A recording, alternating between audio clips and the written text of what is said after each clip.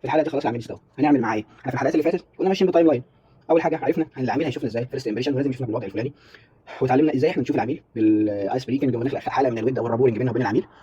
ولازم اتعلمنا ازاي نعرف مشكله العميل الاول بالوان تكنيك قبل ما نعرض عليه اي منتج او نعرض عليه اي حلول. وتعلمنا ازاي نعرض عليه الحلول، والحلول دي لو فيها مشاكل او عيوب نعرضها ازاي بالساندوتش تكنيك. طب لو فيها مميزات اعرضها برده ازاي بالفاب ابروتش. وبعدين العميل بيقرر يكسر حاجز الصمت ويعترض، اتعلمنا ازاي نهندله ونعرف ونفهم اعتراضاته ايه ونجاوبه على الاعتراضات في الحلقات السابقه. دلوقتي خلاص العميل استوى وبالي انه عاوز يشتري، ازاي اقفل البيع او اعرف ازاي امتى اقفل البيع؟ بص بقى يا سيدي، في علامات للاغلاق، علامات بتبان على العميل. بيبقى في حاجه، بص كده، ده حاجه عامله زي الساين والسيمبتوم اللي كنا بنسميها كليه. السيمبتوم هي دي الاعراض اللي العميل هيجي لك يقول لك والله انا عندي 1 2 3، لكن في ساين العميل ما بيقولهاش، انت كدكتور بتبقى عارف ان هي باين عليه. زي مثلا لو هنا بتلاقي اطراف صوابعه مثلا لونها ازرق او تحت عينه اسود، فالحاجات الساين ديت هو مش بيقول لك عليها، لكن هي بتبقى باين عليه بالظبط كده. هو عشان تعرف العميل استوى ولا لا، او هو خلاص هو عاوز يشتري المنتج، بيبقى في علامات فيربال ونون فيربال، حاجات هو هيقولها لك وحاجات هتبان عليه. ايه الحاجات؟ يعني هو دلوقتي الساين، اللوزنج ساين، في عندي حاجتين، الفيربال والنون فيربال. حاجات منطوقه وحاجات مش منطوقه. الحاجات المنطوقه هتلاقيه بيسالك يعني بيقول لك جمل ما تهمش غير حد مع المنتج. يعني المنتج ده يعني لو هو كلمه مثلا استعمله بالرسول ولا بعد الرسول، استخدمه ازاي، في احجام مختلفه ولا لا، هل في عروض عليه. فهو بيسال حاجات ما تهمش غير اللي هيشتري المنتج او غير اللي مع المنتج. فديت الفيربال سايد، الحاجات اللي هو هيقولها لك. الحاجات بقى اللي هو مش هيقولها لك دي النون فيربال، دي حاجات بتبان مع الخبره. يعني انت مع خبرتك في البيع حاجات انت بتبقى عارفها، بتبقى حاسسها، مش بيبقى يعني ايه الكلام ده. بيبقى باين مثلا في لمعه ايده ماسك يعني هو هنا لمعه عينه ماسك المنتج بيبص عليه من قريب، جسمه كان واقف بعيد عن الكاونتر، قرب اكتر ناحيتك، سكت سكته مع ابتسامه لطيفه.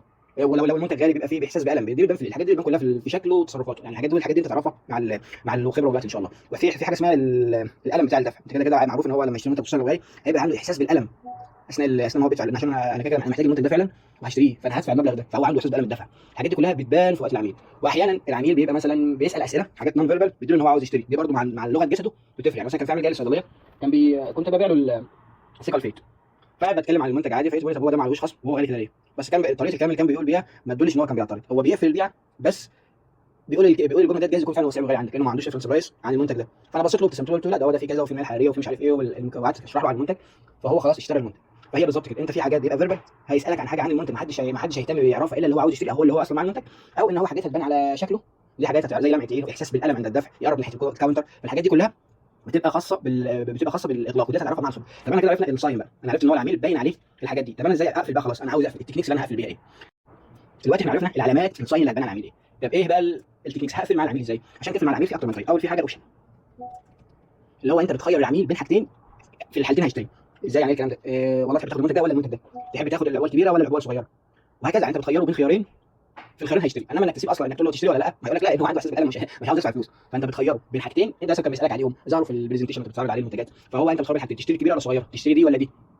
في حاجه ثانيه المالتيبل يس، مالتيبل يس كلوزنج، اللي هو انت انا عاوز اوجهه ناحيه منتج معين اللي في الليسته مثلا، فانا ببدا اخليه بساله اسئله، اخليه يجاوب بنعم عشان في الاخر يختار المنتج او يوجهه ناحيه المنتج اللي انا عاوزه. والله تحب مثلا المنتج فيه يكون فيه بكتيريا نافعه عشان تقضي على البكتيريا نافعه عشان تقضي على البكتيريا بسبب الاكل مثلا. والله تحب كمان يبقى فيه مياه حراريه عشان تلطف البشره وتقضي على البشره. تحب ان هو يكون المنتج خفيف ولطيف على البشره عشان ما يعملش حساسيه ويطلع حبوب. فانت بتقعد تسال اسئله خاصه بمنتج معين عشان توجهه للمنتج معين اللي انت عاوزه.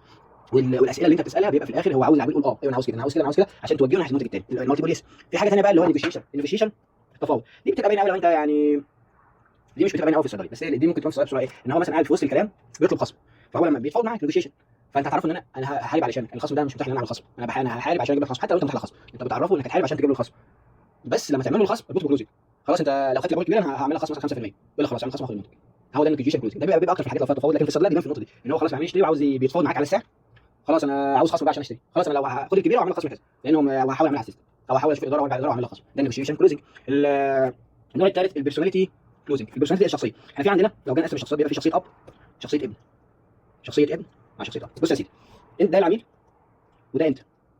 العميل اللي شخصيته اب او شخصيته قياديه مش عاوز ان انت تختار له، عاوز هو اللي يختار، فانت بتتعامل معاه انك ابن، انت بتخيره تحب تاخد كذا ولا كذا، ده مميزاته كذا وده مميزاته كذا، انت ايه اللي تحب تاخد ايه؟ الجرعه انا هاخد الجرعه كام؟ تخيره. ده في الاب، ان انت لو هو شخصيته اب شخصيه قياديه ما بيحبش حد ياخد له القرار، خليك انت مع الابن.